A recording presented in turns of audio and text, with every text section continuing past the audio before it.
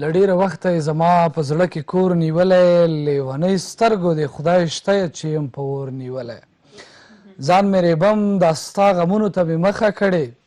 خپلې ځوانۍ ته مې په خپله باندې لور نیولی. انعامګل صاحب هغه څوک چې ته ته رڼا په نوم شعري ټولګی همدا اوس زموږ په لاسونو کې ده او دغه شعري ټولګی نو تقریبا 1990 کال کې چاپ شوی او خپل ګران پلار ته چې د لاسونو په تڼاک وي زما د آرام ژوند راز پروت دی او خوږې مور ته مې چې د دعا لپې تل زما د لارې اغزي په ګلونو بدل کړي دي سیاد هغوی ته یې ورډالۍ کړی دی. سیاد سره به د ده په شعر شاعرۍ هم خبرې کوو او ترې غزلونه به زیات اورو. تر ټولو جالبه خبره دا چې نوي نوي رنګونه په غزل کې ځای کړي او غزل یې ډېر زیات خوندور کړی دی. انعامګل سیاد را سره خپرونه کې دی. سیاد صاحب ستړي مه شئ، په خیر راغلی.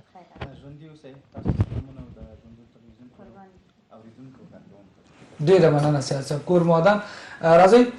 سیاد صاحب لږ به د خپل ژوند په اړه راته ووایي چې سیاد څوک دی، چېرته پیدا شوی دی، څومره عمر یې کړی دی، زده کړې څومره دي؟ نوم مې انعامګل سیاد او د ننګرهار ولایت د اچین ولسوالۍ یم. همغلته ژوند کوم، همغلته پیدا شوی یم او زده کړې مې تر 12م ټولګي کړي او وروسته نه یم ځوانېدلی. خدای مهربان. راځو کتاب باندې د کتاب نوم مو څنګه انتخاب کړ او څومره غزلونو نظمونه دي، غزلونه دي، شعرونه دي، څومره مو پکې رانغښتي دي؟ کتاب نوم خو خپله مې انتخاب کړی او بیا مې له ملګرو سره شریک کړ. هغه نو د کتاب مطابق لومړی شاعري وه،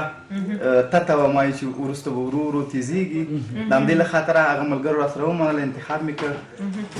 او شعرونه او نظمونه تقریبا یو 5-6 دانې پکې نظمونه دي، نورې غزلې دي، څلوریزې دي، تر مجموعه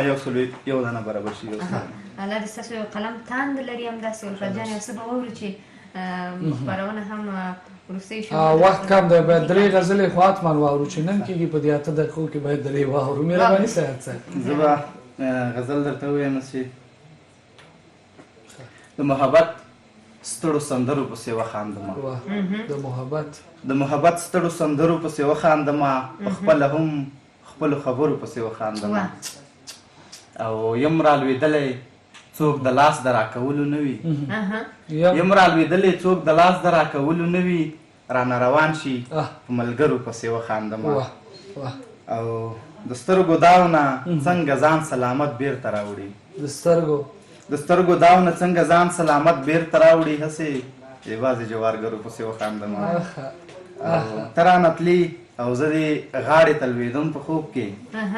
ته رانه تلي او زه دې غاړې ته لوېدم په خوب کې، خدای شته که بیا په مسافرو پسې الله. ته رانه تلي او زه دې غاړې ته لوېدم په خوب کې، خدای شته که بیا په مسافرو پسې وخاندمه. او د زړه کابل نه چې مې بیرته شي ستانه مایوسه، د زړه کابل نه چې مې بیرته شي ستانه مایوسه، ستا د غمونو په لښکرو پسې وخاندمه. او سیاده څاڅکي څاڅکي ولویږي د زړه له سترګو، سیاده څاڅکي څاڅکي ولویږي د زړه له سترګو، په تکو سپینو ملغلرو پسې وخاندمه. الله. ته رانه تلې او زه دې غاړې ته لوېدم په خوب کې، خدای شته که بیا په مسافرو پسې وخاندمه. نوی رنګ دی بیخي، یعنې هغه د خوب ژړا هم په دې باندې راخیستل شوې چې وایي یو چا پورې حتما خندلي دي او ځکه خو یو څوک د مسافر لالي غاړې ته ولیږي چې سفر ته روانېږي. سیاد صاحب د شعر په اړه باندې مو لږ راته ووایي چې شعر مو کله نه شروع کړ او کله مو خوښ شو خپل شعر؟ تقریبا په 1988 کې مې په شاعرۍ پیل کړې. مینه مې ورسره وه له مخکې نه، له وړکتوبه نه. تقریبا په 3م ټولګي کې وم چې پلار به راته د ناولونو د کتابونه راوړه، هغې وخت نه مې مینه ورسره وه. نو 1991 کې بیا نو هغه خپل شعر مې خلکو ته وړاندې کړ او خلکو سره مې شریک کړ او راښکاره مې کړ. نو اصلي شاعري پیل مې له 91 شوی دی. سید صاحب غزل نظم نثر د درې واړو کې مو کوم یو خوښېږي کوم یو کې ډېر راحت هستئ؟ زما خو خپله باندې غزل خوښېږي ځکه چې غزل کې هر څه راخیست کېږي که نظم وي هغه هم په یو موضوع باندې شروع کېږي بیرته په یو موضوع راټولېږي او که نثر وي نو غزل کې هغه د هر چا درد رانغښت کېږي. اورو یو څه بله ما اورو بیا به وروسته بله ما اورو ما بل غزل سره به بیا خپرونه خبرې به نورم سره غزل دی الفت صاحب چې زوړن په رسۍ د انتظار مې کړي زوړن په رسۍ د انتظار مې کړي ودې لیدم ژونده چې په لار مې کړي زوړن په رسۍ د انتظار مې کړي زوړن په رسۍ د انتظار مې کړي ودې لیدم ژونده چې په دار مې کړي او درده په سینه دننه پاتې شوې درد په سینه دننه پاتې شوې آها نو په ستوني کې ایثار مې کړي درد په سینه دننه پاتې شوې درد په سینه دننه پاتې شوې آها نو په ستوني کې ایثار مې کړي در مې کړه لفظونه د غزل په جام در مې کړه لفظونه د غزل په جام سوز مې کړي سرور مې کړي ستار مې کړي او مات مې کړي وجود د چا سترګو ته مات مې کړي وجود د چا سترګو ته زار مې کړي ترې زار مې کړي او وسایا د هیر مې کړلې هیر مې کړي وسایا د هیر مې کړلې هیر مې کړي دغه دی بې لارې شوم په لار مې کړي.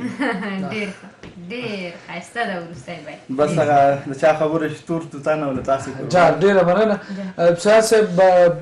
لږه زیاته شاعري مو موږ تقریبا په دا څو ورځو کې ولوستله که نه سره وم کتله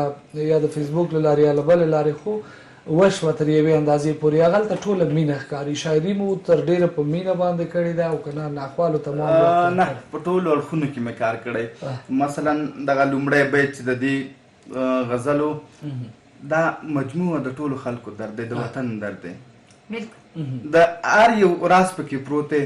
زوړن په رسۍ د انتظار مې کړي ودې لیدم ژونده چې په دار مې کړي